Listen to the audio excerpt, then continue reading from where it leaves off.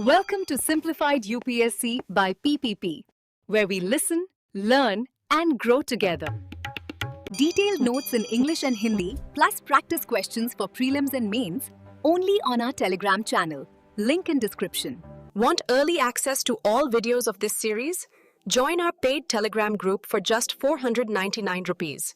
One-time payment, lifetime access. WhatsApp now to join us. नमस्कार और the deep dive में आपका स्वागत है। आज हम भारतीय संविधान की उस बुनियाद पर बात करेंगे जिस पर असल में हमारे लोकतंत्र का पूरा ढांचा टिका है, यानी स्थानीय सरकारें। ये चर्चा खास तौर पर यूपीएससी की तैयारी कर रहे हमारे श्रोताओं के लिए है।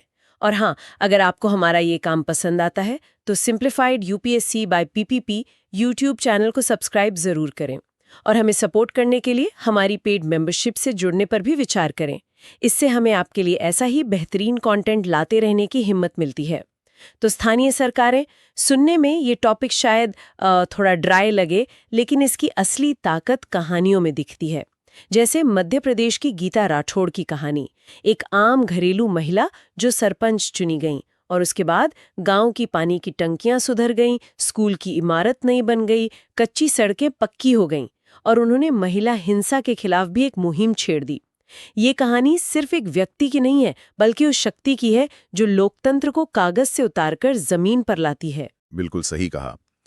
गीता राठौर की कहानी इस बात का आप समझिए सबसे अच्छा उदाहरण है कि जब सत्ता और संसाधन आम लोगों के सबसे करीब पहुंचते हैं तो लोकतंत्र कितना जिंदा और सार्थक हो सकता है।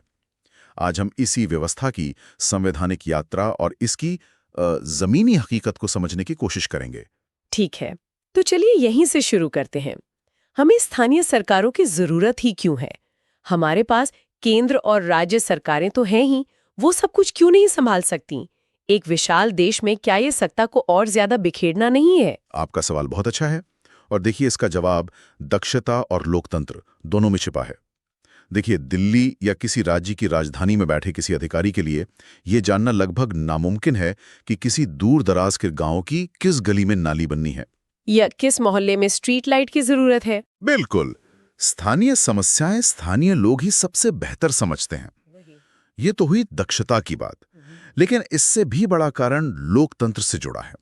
लोकतंत्र का मतलब सिर्फ हर 5 साल में एक बार वोट देना नहीं है ना? नहीं, बिल्कुल नहीं। इसका असली मतलब है अपने जीवन को प्रभावित करने वाले फैसलों में सीधी भागीदारी, और ये भागीदारी स्थानीय स्तर पर ही सबसे ज्यादा संभव है। तो ये तो हुई आज की बात, लेकिन आजादी के बाद से ही क्या इस दिशा में सोचा जा रहा था? महात्मा गांधी तो ग्राम स्वराज्य की बात करते थे, फिर भी हमें संवैधानिक दर्जा देने में 1992 तक का इंतजार क्यों करना पड़ा? इन शुरुआती कोशिशों में क्या कमी रह गई थी? कोशिशें तो हुई थी। गांधी जी के ग्राम स्वराज के सपने को ध्यान में रखकर 1952 में सामुदायिक विकास कार्यक्रम शुरू हुआ। त्रिस्तरीय पंचायती राज की सिफारिशें भी आईं। गुजरात और महाराष्ट्र जैसे कुछ राज्यों ने 1960 के दशक में निर्वाचित स्थानीय निकाय बनाए भी। तो फिर समस्या कहाँ थी? इन सब में एक बुनियादी कमी थी, वो थी संवैधानिक सुरक्षा की कमी। अच्छा, ये निकाय पूरी तरह से राज्य सरकारों की, आप कह सकते हैं, दया पर निर्भर थे। उनके पास ना तो अपने काम करने के लिए तय शक्तियां थीं, ना ही पैसा, और सबसे बड़ी बात, राज्य सरकारें जब चाहे चुनाव टाल सकती थीं या इन निकायों को भंग कर सकती थीं। मतलब वो एक तरह से राज्य सरकारों के ही विस्तार थे, स्वतंत्र सरकारें नहीं। बिल्कुल, स्वतंत्र सरकारें नहीं थीं। तो ये तो हुई आजादी के बाद की अधूरी कोशिशों की बात। फिर ऐसा क्या हुआ 1992 में कि सब कुछ बदल गया? वो कौन सा संवैधानिक जादू था जिसने इस पूरी तस्वीर को पलट दिया? वो जादू था 73वां और 74वां संवैधानिक संशोधन। ये कोई छोटे मोटे बदलाव नहीं थे, ये एक क्रांतिकारी कदम था। सबसे बड़ा बदलाव ये था कि इन संशोधनों ने स्थानीय सरकारों को संवैधानिक दर्जा दे दिया। संवैधानिक दर्जा मतलब अब ये संविधान का हिस्सा बन गए। हाँ, अब वो राज्य सरकारों की इच्छा या दया पर नहीं, बल्कि संविधान की गारंटी पर टिके थे। अब उनका चुनाव कराना, उन्हें शक्तियां देना और वित्तीय रूप से मजबूत करना एक संवैधानिक अनिवार्यता बन गया। तो 73वां संशोधन ग्रामीण भारत के लिए यानी पंचायतों के लिए जी, और 74वां शहरी भारत के लिए यानी नगर पालिकाओं के लिए। चलिए पहले 73वें संशोधन की गहराइयों में उतरते हैं। यूपीएससी के नजरिए से इसके प्रावधान बहुत जरूरी हैं। हाँ, इसके 3-4 प्रावधान तो इसकी आत्माएं हैं। सबसे पहले है संरचना। एक अनिवार्य त्रिस्तरीय ढांचा बनाया गया।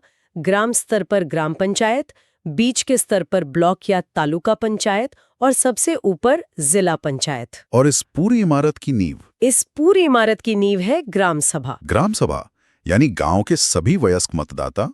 ये तो सीधे सीधे लोकतंत्र का सबसे शुद्ध रूप हुआ, है ना, जहां हर नागरिक एक सांसद है। आप इसे ऐसे ही समझ सकते हैं। ग्राम सभा पंचायत के लिए एक संसद की तरह है, जो उसके कामों पर नजर रखती है, बजट को मंजूरी देती है और लाभार्थियों की पहचान करती है। दूसरा बड़ा प्रावधान है नियमित चुनाव।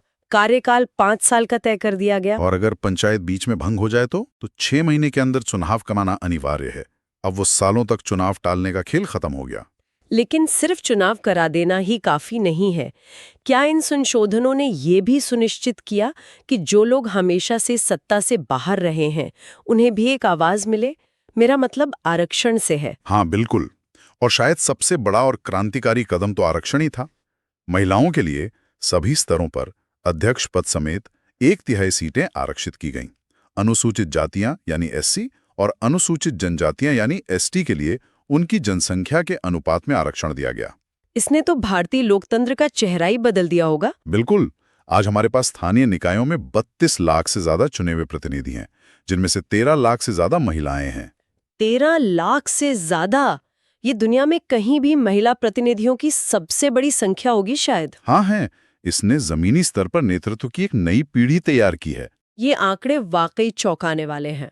लेकिन एक सवाल उठता है, क्या इन चुने हुए प्रतिनिधियों को काम करने के लिए असली शक्तियां भी दी गईं, या उन्हें सिर्फ नाम का प्रधान बना दिया गया?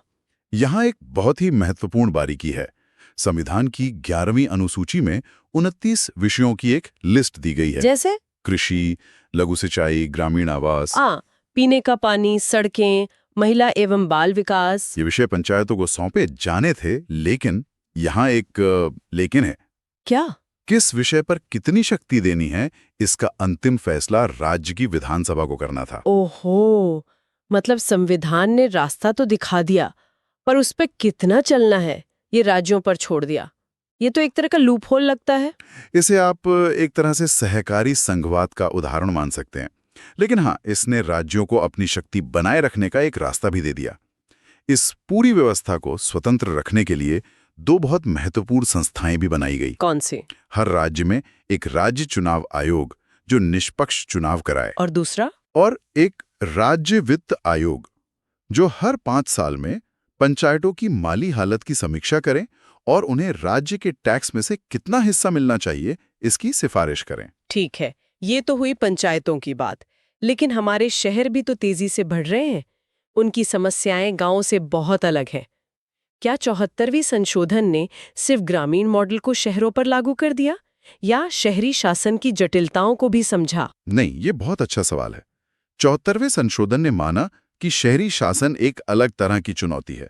इसने त्रिस्तरीय ढांचा तो दिया, नगर पंचायत, नगर परिषद और नगर निगम, लेकिन साथ ही कुछ बहुत ही इनोवेटिव विचार भी दिए। जैसे बड़े शहरों में वार्ड समितियां बनाने का प्रावधान, ताकि शासन को हर वार्ड के स्तर तक ले जाया जा सके। और उससे भी महत्वपूर्ण, महानगर योजना समिति का विचार, मेट्रोपॉलिटन प्लानिंग कमेटी। जी, इसका काम सिर्फ एक शहर नहीं बल्कि पूरे महानगर क्षेत्र के लिए एक एकीकृत विकास योजना बनाना है, जिसमें आसपास के गांव और कस्बे भी शामिल हों। ये आज के अर्बन प्लानिंग के लिए बहुत जरूरी है। चलिए, अब इसे परीक्षा के नजरिए से देखते हैं। यूपीएससी इन प्रावधानों को कैसे परखता है? क्या वो सिर्फ अनुच्छेद पूछता है, या कानून की आत्मा को समझने पर जोर देता है? हमारे पास 2013 का एक प्रश्न पत्र है। ये एक बहुत अच्छा तरीका है इसे समझने का। 2013 के प्रीलिम्स में एक सवाल था, प्रश्न 69। उसमें एक कथन था, भारत का संविधान ये निर्धारित करता है कि पंचायतों को आर्थिक विकास और सामाजिक न्याय के लिए योजनाएं तैयार करने का कार्य सौंपा जाना चाहिए। अब ये सवाल सीधे सीधे उन 29 विषयों के हस्तांतरण के पीछे की सोच से जुड़ा है। मतलब यूपीएससी ये जानना चाहता है कि हम इस संशोधन के उद्देश्य को समझते हैं या नहीं। मकसद सिर्फ सड़क, नाली ठीक करना नहीं है, बल्कि स्थानीय स्तर पर विकास और सामाजिक न्याय के लिए योजना बनाना है। बिल्कुल। पंचायतें अब केवल योजनाओं को लागू करने वाली एजेंसी नहीं, बल्कि योजना बनाने वाली इकाई भी हैं। संवैधानिक मंशा तो यही है। अब उसी साल के पेपर में एक और सवाल था, प्रश्न 25, जो पैसा अधिनियम 1996 के बारे में था। हाँ, पैसा, ये एक और महत्वपूर्ण पहलू है। 73वां संशोधन तो पूरे देश के लिए था, फिर इस अलग कानून की जरूरत क्यों पड़ी? यहाँ एक और बारीकी है, और यूपीएससी ऐसी ही बारीकियों को पकड़ता है।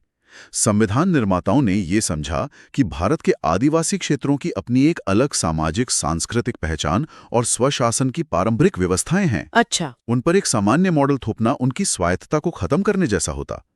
इसलिए 73वें संशोधन के प्रावधानों को सीधे तौर पर इन अनुसूचित क्षेत्रों पर लागू नहीं किया गया। तो पैसा इसी खाली जगह को भरने के लिए लाया गया। सही कहा। संसद ने पंचायत अनुसूचित क्षेत्रों पर विस्तार अधिनियम 1996 यानी पेसा पारित किया। इसका मकसद था आधुनिक पंचायती व्यवस्था को आदिवासी समुदायों की पारंपरिक शासन व्यवस्था के साथ मिलाना। पेसा ने ग्राम सभा को असाधारण रूप से शक्तिशाली बनाया। कैसे? इन क्षेत्रों में जल, जंगल, जमीन से जुड़े किसी भी फैसले, लघु वनोपज पर अधिकार या कोई भी विकास परियोजना शुरू करने से पहले ग्राम सभा की सहमति अनिवार्य कर दी गई। मतलब ग्राम सभा की मर्जी के बिना कुछ नहीं हो सकता? जी, ये कानून ग्राम स्वराज के गांधीवादी विचार के सबसे करीब है। तो हमारे पास ये एक बेहतरीन संवैधानिक ढांचा है पंचायतों के लिए, नगर पालिकाओं के लिए और आदिवासी क्षेत्रों के लिए भी। इन संशोधनों को लागू हुए लगभग 3 दशक हो चुके हैं। सवाल यह है कि जमीनी हकीकत कितनी बदली है? देखिए, तस्वीर मिली-जुली है। अगर हम सफलताओं की बात करें तो सबसे बड़ी सफलता यही है कि आज स्थानीय सरकारें भारतीय राजनीति का एक स्थायी और अभिन्न हिस्सा हैं। प्रतिनिधित्व के मोर्चे पर तो एक मूक क्रांति हुई है। लेकिन सिक्के का दूसरा पहलू भी है। हाँ, जो चुनौतियों से भरा है। और वो चुनौतियां क्या हैं? असल में संविधान ने ढांचा तो दे दिया, लेकिन असलियत में ये 3F पर आकर अटक जाता है। 3F? फंक्शंस यानी कार्य, फंड्स यानी वित्त और फंक्शनरीज यानी कर्मचारी। और जब तक ये तीनों F एक साथ काम नहीं करते, तब तक स्थानीय सरकारें एक खूबसूरत लेकिन खाली ढांचे की तरह हैं। यही इसकी सबसे बड़ी त्रासदी है। इसे थोड़ा और खोलते हैं। पहला F यानी फंक्शंस। कई राज्य सरकारें आज भी पंचायतों और नगर पालिकाओं को असली शक्तियां सौंपने में हिचकिचाती हैं। 11वीं और 12वीं अनुसूची में दिए गए विषयों का हस्तांतरण आज भी अधूरा है। राज्य स्तर की नौकरशाही और राजनेता अपनी शक्ति और नियंत्रण छोड़ना नहीं चाहते। तो कागज पर तो अधिकार हैं, लेकिन हकीकत में नहीं। और दूसरा F फंड्स यानी पैसा, ये तो हर जगह की समस्या है। बिल्कुल। स्थानीय निकाय आज भी अनुदान के लिए पूरी तरह से राज्य और केंद्र सरकारों पर निर्भर हैं। इससे उनकी स्वायत्तता खत्म हो जाती है। जो पैसा देता है, शर्तें भी वही तय करता है। राज्य वित्त आयोग की सिफारिशें अक्सर या तो लागू नहीं होती या उनमें बहुत देरी होती है। वो अपने टैक्स भी नहीं लगा पाते। और तीसरा F फंक्शनरीज यानी कर्मचारी, मतलब काम करने वाले लोग। हाँ, चुने हुए प्रतिनिधियों, खासकर पहली बार चुने गए सरपंचों और सदस्यों के पास अक्सर योजनाओं को लागू करने के लिए न तो तकनीकी ज्ञान होता है और न ही पर्याप्त प्रशासनिक सहायता। एक पंचायत सचिव पर कई पंचायतों की जिम्मेदारी होती है। ऐसे में प्रभावी काम कैसे हो? सही बात है। तो ये तीनों F एक दूसरे से जुड़े हुए हैं। बिना शक्तियों के पैसा बेकार है और बिना कर्मचारियों के शक्तियां और पैसा दोनों बेकार हैं। तो कुल मिलाकर स्थानीय सरकारें संविधान में निहित एक शक्तिशाली विचार है, लेकिन इसकी पूरी क्षमता का इस्तेमाल होना अभी बाकी है। संवैधानिक आदर्श और जमीनी हकीकत के बीच अभी भी एक बड़ा फासला है। बिल्कुल, ये एक मंजिल नहीं बल्कि एक सफर है। ढांचा मौजूद है, लेकिन असली चुनौती इसके प्रभावी कार्यान्वयन में है। और इसके लिए 2 चीजें बहुत जरूरी हैं: राज्य सरकारों की राजनीतिक इच्छा शक्ति और नागरिकों की सक्रिय भागीदारी। जब तक आम नागरिक अपनी ग्राम सभा और वार्ड सभा में जाकर सवाल नहीं पूछेंगे, अपने अधिकारों की मांग नहीं करेंगे, तब तक ये व्यवस्था अपनी पूरी क्षमता तक नहीं पहुंच पाएगी। और अब हमारे श्रोताओं के लिए एक विचारणीय प्रश्न। 73वें संशोधन ने पंचायतों में महिलाओं के लिए 1/3 आरक्षण अनिवार्य कर दिया। अब यही मांग राज्य विधानसभाओं और संसद के लिए भी पूरी हो चुकी है। स्थानीय स्तर पर महिला आरक्षण के लगभग 30 सालों के अनुभव को देखते हुए राष्ट्रीय स्तर पर इस नीति के सफल होने की क्या संभावनाएं हैं और इसके सामने क्या नई चुनौतियां आ सकती हैं, इस पर जरूर सोचिएगा। समापन स्वर में आज की इस गहरी चर्चा को यहीं समाप्त करते हैं। हमें उम्मीद है कि ये आपके लिए उपयोगी रही होगी। सिंप्लीफाइड यूपीएससी बाय पीपीपी को समर्थन देने के लिए चैनल को सब्सक्राइब करना और हमारी पेड मेंबरशिप से जुड़ना न भूलें। धन्यवाद। Thanks for watching. Follow us on Telegram and Instagram. Don't forget to like, share, and subscribe.